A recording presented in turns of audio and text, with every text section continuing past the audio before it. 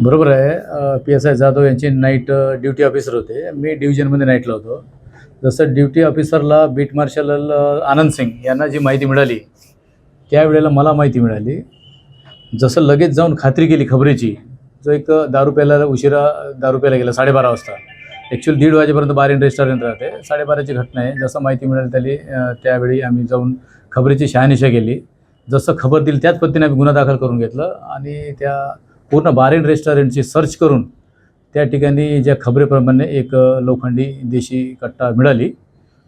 त्या ठिकाणी जे घटना घडली त्या अनुषंगाने गगनदीप तलवार आणि प्रीतपाल सिंग समलोक दोन्ही राहणार बाबा बुधाजीनगर आहे, मामा भांजे आहे.